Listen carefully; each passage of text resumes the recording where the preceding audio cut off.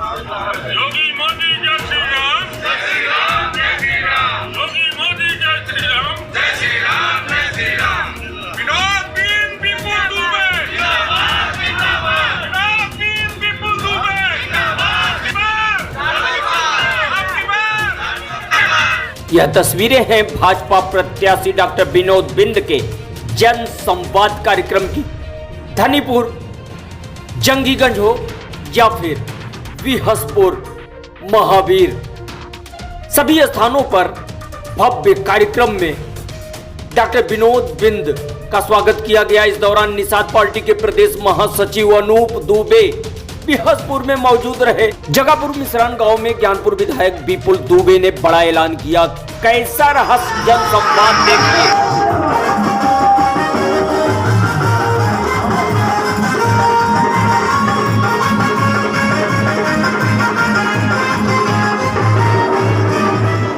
विशाल जन चौपाल कार्यक्रम में हम लोगों के बीच में उपस्थित भदोही 78 लोकसभा के जानदार एवं शानदार प्रत्याशी, विनम्र, करुणा के धनी भाई डॉक्टर विनोद कुमार बिंद जी। जब भारतीय जनसंघ की स्थापना हुई, इस गांव ने भारतीय जनसंघ के पक्ष में बढ़ चढ़ करके हमेशा सहयोग किया, समर्थन किया। मुरलीधर पांडे लड़ते थे चुनाव। भारतीय जनसंघ उस समय बहुत बड़ा अस्तित्व नहीं था और कांग्रेस के सामने अगर कोई खड़ा होने की हिम्मत और हैसियत जुटाता था तो यही जगापुर मिश्रान गांव है। तो इस गांव का सनातन और संस्कृति से बहुत ही पुराना लगाव है और जब भी देश और राष्ट्र की बात आती है, देश के अखंड भारत की बात आती है, संस्कृति की बात आती है, सभ्यता की बात आती है, संस्कारों की बात आती है, इस गांव का नौजवान हो चाहे बड़ा बुजुर्ग हो, माताएं बहनें हो, वो आगे आकर के समाज को दिशा देने का काम करती है। डॉक्टर साहब, आपको हम ये भी बताना चाहेंगे, इसी गांव से हमारे बड़े भाई हैं निखिलेश मिश्रा जी, आज वो यहाँ पे कुछ कारणों से अभी बाहर है। आपकी मुलाकात 3-4 दिन पहले हुई भी थी उनसे। उनका संदेश होते ही गांव के सभी लोग जुट जाते हैं। अभी यहाँ पे बहुत बड़ा धार्मिक आयोजन भी हुआ था।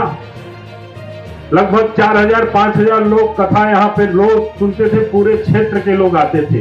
यही वो जगह है बगल में जहाँ पे 108 ब्राह्मण द्वारा संस्कृत में भागवत पुराण का पूरा वाचन हुआ था। और आज जब आप मैदान में है तो ये गांव आपको कतई निराश नहीं करेगा। इस गांव से भारी संख्या में वोट मिलेगा। ये बैरी बीसा बहुत बड़ा गांव है। डीग के बाद डीग ब्लॉक का दूसरे नंबर का गांव है। उससे जब आवाज उठती है तो अगल बगल के 25 गांवों को प्रभावित भी करती है। मेडिकल की शिक्षा ग्रहण करने के बाद सेवा के क्षेत्र में उतरे और इनके मन में कोई भेद नहीं है किसी जाति, किसी पंथ, किसी मजहब के बारे में। जो भी व्यक्ति इनके पास गया, इनके अस्पताल में जो कर्मचारी हैं वो सभी मजहब धर्म के हैं और सभी जाति के लोग हैं। और आप हो सकता है पूर्व में कुछ कमियां रही हो जिसका मन में आपके मलाल जरूर होगा, लेकिन आज मैं गारंटी लेता हूं कि आपके पैर में यदि कांटा भी लगेगा तो आधी रात को डॉक्टर साहब को आप याद करेंगे, वो कांटा भी निकालने का आपको काम करेंगे। आज 25 तारीख को मतदान होने जा रहा है। आपके सामने विपक्ष की एक ऐसी पार्टी चुनाव लड़ रही है जिसमें बंगाल में, इस गांव के मैक्सिमम लोग बंगाल में रहते हैं, कलकत्ते में रहते हैं, जिसने बंगाल में हिंदू भाइयों की एक जाति विशेष, एक धर्म विशेष के लोगों से हत्या करवाने का काम करती है। जो पार्टी हिंदू बहन बेटियों की इज्जत आबरू को के साथ खेलने का काम करती है, जो पार्टी बांग्लादेशी घुसपैठियों को हिंदुस्तान की सीमा में घुसा करके आतंकवाद को बढ़ावा देने का काम करती है। ऐसी पार्टी के लोग चोला ओढ़ करके आपके बीच में बहुरूपिया बन के आए हैं, लेकिन जवाब आपको देना होगा साथियों। 25 तारीख आने वाली है और उस 25 तारीख को कमल के फूल के सामने इतनी बटन दब जाए कि भविष्य में उस पार्टी जो उत्तर प्रदेश में जन्म लेने का सोच रही है, कभी ताकने का काम न करे, घुसने का काम न करे। ये जवाब आपको देना है साथियों। आप लोग यदि सहमत हो तो एक बार हाथ उठा करके अपनी सहमति प्रकट कर दीजिएगा साथियों।